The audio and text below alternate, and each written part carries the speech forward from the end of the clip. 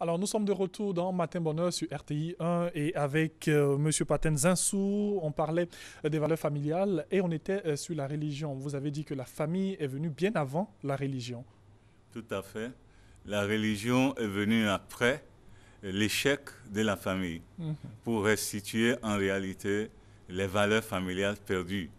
Mais la religion n'a pas pu accomplir cette tâche et elle aussi est devenue affectée et infectée par le déclin des valeurs familiales. C'est pour cela que toute analyse faite du point de vue de l'anthropologue française Françoise Zonabet, aucune société n'a réussi sans prendre en compte la famille. La religion aussi ne peut jamais réussir si elle ne prend pas en compte les valeurs familiales. C'est pratiquement toutes les institutions. Pourquoi? Parce que la famille est dotée d'un socle tellement puissant au point où tout ce qui se passe dans la famille, personne, aucune institution ne peut donc, disons, la sanctionner, tout comme on peut sanctionner les sphères dans lesquelles les êtres humains peuvent rester. Je prends un petit exemple. Lorsque, au sein, disons, dans une nation, nous constatons qu'il y a des troubles qui prennent leur source au sein d'une institution politique, d'un parti, par exemple, il est évident qu'on prendra des décrets pour suspendre. Lorsque l'on constate, après toute analyse, qu'il y a des troubles qui réellement constituent un grand danger pour la société, mais ces troubles prennent leur source dans une église ou dans une organisation religieuse, on peut suspendre ou on peut arrêter donc le fonctionnement de cette structure. Mais si on découvre par conséquent que les problèmes qui naissent dans la société prennent leur source dans une famille, est-ce qu'on peut suspendre une famille? On ne peut pas suspendre une famille. Ouais. Même le Conseil de sécurité des Nations Unies ne peut pas prendre un décret pour suspendre une famille belliqueuse. La famille est très puissante. C'est pour cela que si aujourd'hui on peut redonner à la famille sa valeur originelle, la société se portera très bien. Et c'est fondamental donc d'y aller sans hésiter parce que nous avions tellement hésité puisque tout le monde est emballé dans la crise familiale. Et c'est pour cela qu'aujourd'hui, nous sommes en train de tâtonner. Des OMD, nous sommes partis aux ODD, Objectifs de développement durable. Mais on ne parlera de durabilité que lorsqu'il y a l'amour, parce que c'est le seul facteur qui permet la durabilité d'une initiative, d'une Alors, création. je vous emprunte le mot Oui. fondamental. Eh bien, cet amour est fondamental dans la famille. Tout à fait.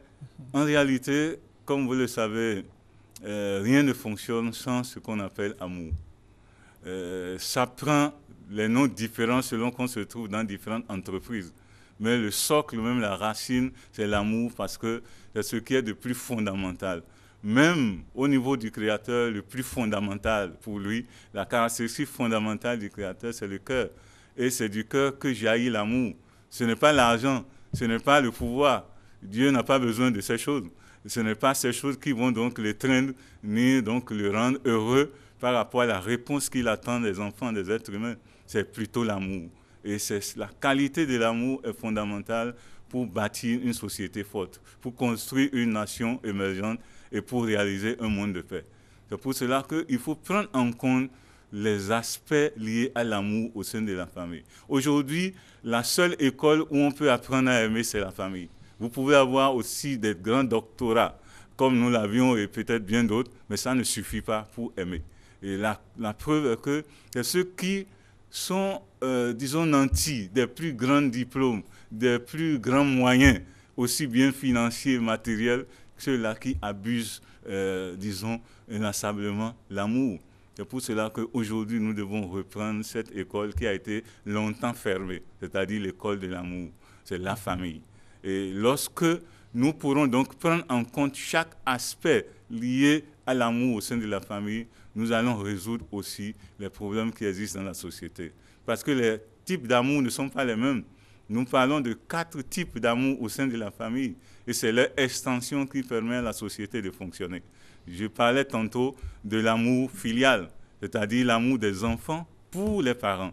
Aujourd'hui, c'est criard que les enfants n'arrivent plus véritablement à observer le respect, la reconnaissance, la gratitude dont ils ont besoin de faire preuve en face des parents. Aujourd'hui, les parents n'ont plus de valeur. Les dirigeants également ont perdu leur valeur. Les enseignants ont perdu leur valeur. Pourquoi? Parce que la source, c'est la famille. Lorsque le parent perd sa valeur, le parent peut être un fonctionnaire, peut être un dirigeant, peut être un enseignant. Naturellement, les dés sont déjà jetés pour qu'on ait ce que nous observons aujourd'hui dans la société. Également, il y a l'amour fraternel entre frères et sœurs. C'est lorsque les frères et sœurs s'aiment dans une famille de façon désintéressée qu'ils peuvent aimer leurs collaborateurs de travail, qu'ils peuvent aimer leurs voisins. Ça, c'est l'extension de l'amour fraternel dans la société. Quand l'amour fraternel sort de la famille, elle rentre dans la société par des portes diverses, culturelles, politiques, liées à la fonction publique et bien d'autres choses. Mais quand elle entre là-bas, ce type d'amour rentre là-bas, il est évident que cela se décompose parce que cela n'a pas été solidement, disons, fortifié dans la famille. Là sont les différents types d'amour. Hein, oui, et il y a également l'amour conjugal. Oui. Là, c'est le troisième niveau. C'est un peu comme des classes. Vous ne pouvez pas sauter des classes ou, disons, avoir un faux diplôme pour fonctionner. Ouais. Quelqu'un ne peut pas avoir, par exemple, 12 ans avec une taille de 1,80 m, n'est jamais allé à l'école, oui. Et on va le mettre en 6e parce qu'il est déjà grand. Il doit commencer par le b.a.-ba. Aujourd'hui, un parent qui veut n'est pas parent qui veut. Mais aujourd'hui, qu'est-ce que nous constatons? Alors, lorsque nous faisons la somme de tous ces problèmes, il est évident que le monde se portera très mal. Et le dernier type d'amour, c'est l'amour parental. Ça, c'est l'amour même au sommet, où on apprend réellement la générosité, on apprend le sacrifice, on apprend le volontariat, on apprend disons, tout ce qui est service désintéressé. Mais aujourd'hui, vous constatez que notre société est pourrie, disons, d'intérêt. Et c'est ça qui guide le monde. Et c'est devenu une théorie qui est malheureusement exploitée. Alors, à vous entendre, à vous écouter, on pourrait se dire que c'est vrai que chez nous, en Afrique, nous mettons des millions et des millions pour parler de paix, de réconciliation, d'amour entre les uns et les autres. Mais pourtant, ça est juste à côté de nous, hein, la famille. Tout à fait, tout à fait. En réalité, ce qui est à côté de soi, par, disons, manque, disons, de connaissances ou tout simplement par ignorance, on regarde très loin et en train de chercher et on perd des années, on perd des vies humaines, on perd des ressources matérielles, on perd tout et finalement on tombe dans le trou. Aujourd'hui, il est important pour nous de tirer des leçons sur le passé. Nous avons passé 15 ans, on n'a pas pu réaliser les objectifs du millénaire pour le développement.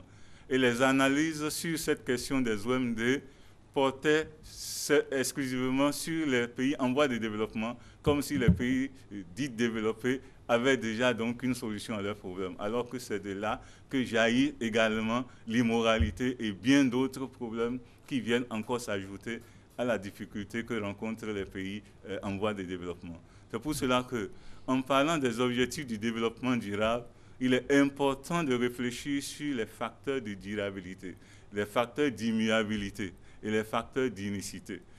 Ces facteurs ne prennent leur source que lorsque l'amour est quelque part. Et l'amour également, lui, prend sa source dans la famille.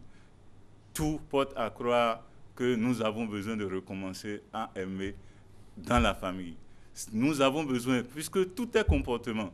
Je vais citer le sage, l'ancien chef d'État de la Côte d'Ivoire, notre papa, le président Félix Houphouët-Boigny. La paix n'est pas un mot, c'est un comportement. Oui. De la même manière, s'il n'y a pas de comportements qui ont trait aux valeurs familiales, à l'amour au sein donc de la famille, il est évident, rien ne se passera. Il n'y aura pas de miracle du changement de comportement. Cette phrase dit tout, hein? Absolument. Il faut absolument repartir sur l'éducation. Nous devons revoir le système éducatif et savoir que la famille doit désormais être un protagoniste dans la vie économique, dans la vie sociale. Pas juste une institution morale, disons nécessiteuse, mais plutôt un partenaire incontournable. Parce que si on ne règle pas les problèmes au sein de la famille, si on ne recommence pas à aimer aujourd'hui, nous continuerons à aller très loin dans notre déviation. Aujourd'hui, il faut reconnaître que l'humanité, en termes de valeurs familiales, a commencé par un faux départ. C'est comme une performance, une course où on n'a pas encore dit pré-partez, mais on s'est déjà lancé dans le jeu. Après des milliers de kilomètres, il faut quand même s'arrêter puisque aucun résultat ne sera validé, chemin faisant. Et c'est ce qui se passe aujourd'hui dans notre monde. Alors, c'est vrai qu'on ne pourra pas avoir toutes les solutions, mais quand même, une solution parmi tant d'autres, c'est comment rétablir plus ou moins ces valeurs familiales qui sont en train de disparaître aujourd'hui. Tout à fait. Je crois qu'il faut une certaine méthodologie pour, disons, renouveler les valeurs familiales. D'abord, il faut arrêter les massacres. Il faut arrêter l'hémorragie. Il faut reprendre l'éducation comme cela se doit. Parce qu'en termes d'éducation, nul n'est de trop et personne ne sera non plus épargné, du plus petit au plus grand. Puisque nous ne savons pas aimer, si la chose la plus importante n'est pas le diplôme, mais le savoir aimer, il est évident alors qu'il faut investir dans comment aimer.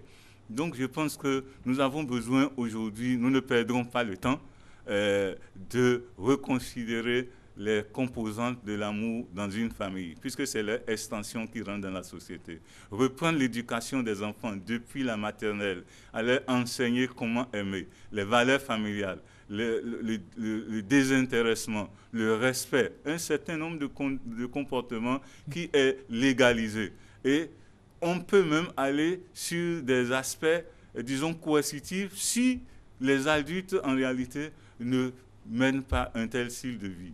Nous avons besoin également de revoir les couples, les familles, parce que le mariage aujourd'hui a connu la plus grande crise dans le secteur familial. Et aujourd'hui, vous pouvez voir la société s'est désintégrée complètement avec ce que nous appelons l'homosexualité, le mariage avec le même sexe. Ce sont autant donc de déviations. Et ce n'est pas n'importe qui s'adonne à ces genres d'attitudes. Cela, on peut alors se demander si ces personnes sont allées à l'école. Oui, elles sont allées à l'école, mais elles n'ont pas appris l'essentiel. On n'a pas appris ce qui est important aujourd'hui. Les couples ont besoin donc de refaire réellement un nouveau départ. Et c'est ce que nous appelons le renouvellement de l'amour conjugal. Parce qu'on ne va pas au mariage pour souffrir. On va plutôt au mariage pour réussir sa vie. On va à deux pour entreprendre une nouvelle, disons, performance. Mais aujourd'hui, c'est là où la souffrance encore vient s'installer. Et particulièrement les femmes emportent les peaux les plus cassées. Nous avons besoin donc de résoudre ces problèmes qui sont fondamentaux pour que nous puissions avoir aussi bien la paix et qu'on parle de développement durable. Sinon, ce ne sera que des mots. Merci beaucoup. Merci, Monsieur Paten Zinsou. Je rappelle que vous êtes expert consultant international en éducation du caractère, culture et paix et vraies valeurs familiales. Avec vous, on a parlé de ces valeurs familiales-là. Merci d'être venu. Merci. Et ce qu'il faudrait retenir, c'est surtout l'amour. L'amour dans la famille, c'est très important. Merci et bon appétit. Il y a le petit déjeuner qui est là. C'est tout ça, matin bonhomme, mettez-vous à l'aise. Nous allons marquer juste une petite pause avec un hommage à Amadou Hampâté-Bâ et nous revenons pour la suite de Matin Bonheur. Un après-midi d'échange, de partage autour du conte, instrument essentiel de la tradition orale et une mise en scène. Tels sont les exercices auxquels les jeunes élèves, plus de 200 venus d'horizons divers, se sont adonnés au cours de cette deuxième journée commémorant les 25 ans de la mort d'Amadou Hampâté-Bâ.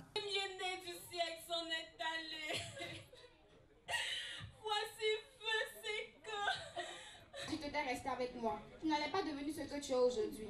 D'ailleurs, donne-moi tout ça. Non. Les élèves et leurs encadreurs ont décidé de porter le flambeau allumé pour la sauvegarde des traditions orales et des idéaux d'un vivre ensemble harmonieux défendus par l'écrivain. Nous sommes venus assister au 25e anniversaire d'Amadou Hampâté-Bâ. Il est un écrivain. Moi, je vais devenir comme Amadou Hampâté-Bâ. Je suis venue ici pour raconter une histoire pour l'anniversaire de la mort d'Amadou Hampâté-Bâ. Aujourd'hui, je suis venu avec mes camarades pour rendre hommage au grand auteur africain Amadou Hampâté-Bâ. Parce que c'est un grand auteur aujourd'hui très représenté en Afrique. Et on aime beaucoup ces textes et on a voulu lui rendre hommage avec mes amis. On a écrit un texte, on s'est inspiré de son texte, La querelle des deux lézards. Moi et mes amis en classe, on a écrit un texte avec la même morale pour nous dire qu'unis, on est plus fort et séparés, on est faible. J'accompagne mes élèves à cette journée commémorative qui est très importante pour nous parce que ce grand auteur qu'est M. Amadou Hampâté-Bâ a véhiculé des valeurs que nous voulons inculquer et continuer de répandre à travers la présence de nos enfants. Une initiative encouragée par l'ambassadeur du Bénin en Côte d'Ivoire. C'est une occasion exceptionnelle parce que nous devons célébrer la mémoire de nos grands hommes. Et quand on parle de grands hommes en Afrique, Hampâté-Bâ fait partie de cela. Ce que je veux dire, je vais encourager les Africains à prendre en compte que nous avons des penseurs et qu'ils ont laissé un savoir, un très grand savoir. Et notre devoir, c'est de faire en sorte que ce savoir soit divulgué. La directrice de la fondation ne cache pas sa joie. Pour elle, le message est bien passé. Ce 25e anniversaire a un caractère spécial. Je suis très émue du fait que différents établissements, des enfants de 10 ans venus d'Abengourou, de loin, qui sont venus dormir dans cette enceinte qui est dédiée à la mémoire d'Hampâté-Bâ, rejoindre des établissements d'enseignement français, des enseignements ivoiriens, et tout ça se consolider pour former une unité autour d'Hampâté-Bâ. C'est pour moi un symbole très très très très fort parce que Amadou Hampâté-Bâ disait que les vieillards regardent l'avenir, mais l'avenir regarde les jeunes.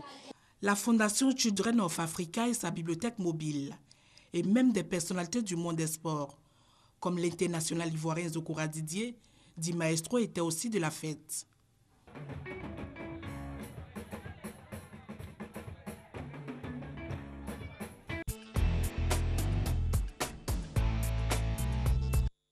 Voilà, c'est un hommage à Amadou Hampâté-Bâ dans Matin Bonheur. Nous revenons et là, nous allons parler beauté, un sujet qui intéresse, c'est vrai, tout le monde, certes, mais quand même les femmes aujourd'hui, parce que nous allons parler de démêlage. Avec Madame Fleur Kassi Zebi. Bonjour et bienvenue. Bonjour, merci. Alors aujourd'hui, nous allons démêler nos cheveux dans Matin Bonheur. Je pense qu'on va mettre les produits là. Et puis, bon, voilà. Alors avec vous, on va parler du démêlage du cheveu naturel. Voilà. Là, ce que vous avez, ce sont des cheveux naturels. Oui. Ah, ok. Voilà. Aucun produit là-dedans, rien. Quand on dit produit, on va dire les produits qui n'altèrent pas. Okay. L'état naturel du cheveu. Sinon, on utilise des produits pour le cheveu naturel. Mais ils ne transforment pas de façon définitive parce que vous avez des produits qui ont tendance à défriser, c'est-à-dire changer l'état naturel du cheveu. C'est différent. Ah là, les cours ont commencé. Ah là, j'ai le stylo, j'ai le papier, sans souci. Alors, nous allons parler du démêlage, je l'ai dit, quand même, pour éclairer la lanterne de tous nos téléspectateurs, on va définir le démêlage. Absolument. Alors, dans le sens commun, le démêlage prend, on va dire, une connotation de produit. Vous avez des coiffeuses qui disent « Ah bon, on va démêler un peu ». Quand elles disent « on va démêler un peu », ça sous-entend qu'elles vont utiliser un produit défrisant qu'elles vont appliquer sur la chevelure qui va modifier, comme je l'ai dit tantôt, l'état naturel du cheveu, mais elles ne vont pas le laisser poser trop longtemps pour ne pas trop raidir le cheveu. C'est ce que cela sous-entend en fait. En réalité, quand on dit démêler, bon, on a emmêler. Emmêler, c'est attacher, c'est nouer et tout. Donc, démêler, c'est détacher. Voilà. Donc, quand on prend le sens français basique, déjà, il faut rectifier à ce niveau-là. Donc, le démêlage, en fait, il s'agit de détacher, de dénouer, voilà, de défaire. Donc, tout ce qui est attaché, tout ce qui est emmêlé, tout ce qui est brouillé. Donc, et le démêlage, en fait, du cheveu de type africain se fait de façon très particulière. Quand il est naturel, vous avez, on va dire, des produits qui sont adaptés. Quand on doit faire, par exemple, un shampoing, avant de faire un shampoing, il faut utiliser de l'eau, tout simplement, voilà, dans un vapeau, que vous appliquez, vous vaporisez, vous humidifiez tout simplement le cheveu. Vous faites des petites touffes et vous vaporisez et ensuite vous commencez à démêler, vous massez, on va dire, les cheveux, la touffe que vous avez préparée avec les doigts pour sentir en fait les nœuds éventuels que vous pouvez rencontrer. Alors quand vous les rencontrez, vous prenez juste une aiguille et vous essayez de détacher. Donc c'est ça en fait le démêlage.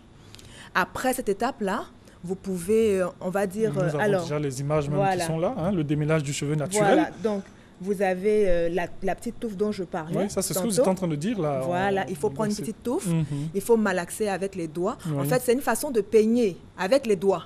Mais ok. ça permet en fait de sentir les nœuds qu'il y a pour pouvoir les détacher tout doucement. Parce que nos cheveux sont assez particuliers. Il ne faut pas les aborder n'importe comment. Il faut les connaître et savoir les aborder pour ne pas justement avoir mal.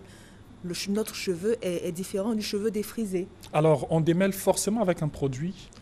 Non, j'ai dit tantôt qu'il faudrait utiliser de l'eau. De l'eau. Voilà. Okay. L'eau permet de faciliter le démêlage parce qu'il a tendance à... il rend le cheveu beaucoup plus facile à démêler, on va dire. Voilà. Donc, là, vous voyez, elle prend l'aiguille justement pour sortir les petits nœuds, voilà, qu'elle peut rencontrer avant d'utiliser une brosse particulière qu'on appelle la Tangle Teaser, qui permet justement de sortir. Alors, il faut savoir que on procède comme ça, pourquoi? Chaque jour, on perd des cellules, surtout le corps. Il y va de même pour la chevelure. Donc, quand vous avez des cheveux morts qui restent dans toute la masse capillaire, donc le démêlage, en fait, consiste à sortir ces cheveux morts-là de la masse capillaire. C'est juste ça. Il ne s'agit pas d'autre chose.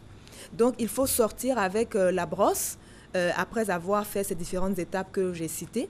Voilà, sortir ces cheveux morts-là pour ne pas que ces cheveux-là attachent les autres cheveux qui sont encore fonctionnels là, et les abîment, voilà, sur le long terme. Donc, c'est juste ça, en fait, qu'il faut comprendre au niveau du démêlage. Voilà un peu. Alors, nous allons toujours rester avec cette image qui nous montre comment... Donc, voici la Tangle Teaser qu'elle utilise. Voilà, on commence par le bout, parce que nos cheveux l'exigent. Un cheveu défrisé ou un cheveu de type européen, vous commencez à peigner par le bas, c'est-à-dire par la racine, il n'y a pas de souci, puisque le cheveu, il est lisse, il est raide. Donc, le peigne, il sort sans souci. Alors que nous, nos cheveux, on ne peut pas le faire comme ça. Il faut commencer par le bout et ensuite descendre tout doucement jusqu'à la racine. Alors, la Tangle Teaser, c'est ce genre de brosse, voilà, on va dire. Voilà. Que nous voyons sur les images. C'est ça. Donc, il faut faire en tout cas vraiment la différence au niveau du terme démêlage. Pour le cheveu défrisé également, je veux dire, un démêlage, c'est enlever les cheveux qui sont morts ou les cheveux qui peuvent se casser de la masse capillaire. Il ne s'agit pas d'utiliser un produit quelconque. Alors, vous avez aussi des produits qu'on appelle les démêlants. Sur le marché, c'est écrit démêlant. En fait, ce sont des produits qui ont tendance, on va dire, à ramollir le cheveu. Voilà, ils ramollissent les cheveux. En fait, en réalité, vous avez dans les ingrédients ce qu'on appelle les silicones synthétiques. Des silicones qui sont issus des dérivés des produits pétroliers, en fait, qui sont utilisés justement pour pouvoir ramollir le cheveu. Donc, ça rend le cheveu mou. Donc, et ce sont ces produits-là adaptés Non, ils ne sont pas adaptés non plus. Parce que ceux-là, c'est des silicones, c'est du plastique en fait. C'est du plastique qui a tendance à étouffer le cuir chevelu et les cheveux. Donc ça, c'est pas bon. Ce n'est pas correct. Il faut faire attention justement aux ingrédients parce qu'il faut utiliser des produits qui, comme on le dit, biodégradables à la limite, ou bien des produits enfin, vous avez du karité ici, par exemple. Vous avez des huiles végétales qui sont excellentes pour la peau. Voilà, ce sont ces mêmes ingrédients-là qu'il faut utiliser pour pouvoir effectuer tous les traitements qui sont liés aux cheveux et au cuir chevelu. Alors, nous parlons du démêlage du cheveu naturel avec Madame Fleur Kassi Zebi. Beaucoup de choses pour toutes nos téléspectatrices qui, ma foi, je sais, sont calées devant le poste téléviseur. Alors, c'est vrai, on a présenté là comment faire même le démêlage et tout avec cette vidéo que nous avons vue. On a dit qu'il faut utiliser de l'eau. De l'eau tout simplement pour essayer de... Avant le shampoing, il faut utiliser de l'eau. Maintenant, après, vous avez des ingrédients, enfin des produits... un spray avec on parle toujours de la composition qui est très importante. Au niveau des produits, il faut avoir des produits qui ont une composition vraiment très, très naturelle, avec des ingrédients vraiment très naturels. Vous avez des sprays qui aident à fortifier la chevelure. Vous avez des beurres capillaires qui permettent de bien les hydrater, les maintenir hydratés. Et il faut savoir aussi que chaque type de cheveux à ces produits adaptés. Donc, tout cela, c'est important de le savoir pour savoir comment faire les choix par rapport à sa personne. Souvent, j'ai vu une coiffure ou bien j'ai vu le cheveu d'un tel, je suis en extase et je voudrais avoir la même chevelure. Mais un cheveu, on hérite d'un cheveu. C'est un héritage que les parents nous lèguent. Oui. Donc, vous ne pouvez pas avoir le cheveu de X ou Y. Il faut tout simplement connaître son cheveu, voilà, et savoir l'aborder en le respectant, de sorte à ce qu'il puisse vous donner le meilleur de lui-même, que vous puissiez vous coiffer sans l'endommager, sans le dégrader sur le long terme, parce qu'après, ça devient complexant. Vous avez des personnes qui ont la déventure qui est complètement partie, oui. Le cheveu qui commence là, oui. Justement pour éviter tout ça, il faut connaître, il faut savoir les spécificités de nos cheveux et savoir utiliser aussi les produits qui sont adaptés. Ce qui est très important. Alors, juste quelques minutes pour boucler, nous allons aller avec les conseils pratiques pour tout le monde. Voilà, alors il faut savoir que le démêlage, ça n'a rien à voir avec utiliser un produit défrisant. Quand on continue d'utiliser un produit défrisant, c'est carrément le défrisage, mais bon, on va dire on met un peu moins de temps pour pouvoir raidir le cheveu, donc il ne s'agit pas là d'un démêlage. Voilà, il s'agit d'un défrisage, peut-être un peu doux. Donc le démêlage, il faut le faire avec des outils adaptés, tels que la tangle teaser, tels que l'aiguille, et il faut aller tout doucement parce que nos cheveux l'exigent. Donc voilà un peu le message que je voudrais... Il faut aller vraiment doucement. Il faut aller doucement. Sur ce, parce que c'est quand même les cheveux que nous... Oui, il faut aller doucement. Tout à fait, ça tire, ça fait mal. Donc pour ne pas que ça fasse mal, tout à l'heure avec la vidéo, tel que c'est fait, il n'y a pas de raison. Les enfants même dorment. Hein. Quand c'est comme ça, il n'y a vraiment pas de souci. Il n'y a vraiment pas de souci. En tout cas, merci beaucoup. Hein. Il faut le dire à toutes les femmes qui nous écoutent. Quand vous tirez doucement. Allez-y doucement pour ne pas vraiment... parce que ça donne aussi mal à la tête. Hein. Oui, absolument. C'est pour cela que les enfants, il faudrait vraiment faire attention pour ne pas abîmer leur chevelure et tout. C'est très important. Sur le long terme, et tout ça, ça traumatise aussi, hein, parce que l'aspect traumatisant est derrière. Quand c'est comme ça, vous fabriquez des adultes qui vont aller vers des pratiques qui vont être dommageables sur le long terme. Et on va voir des cheveux qui commencent là. Oui. Voilà. Et ça, c'est pas du tout intéressant. C'est pas intéressant du tout. Merci beaucoup, Madame Fleur Kassi Zebi. Avec vous, on a parlé du démêlage du cheveu naturel. En tout cas, c'est très joli ce que vous avez aussi, parce que c'est naturel. Et puis bon, voilà.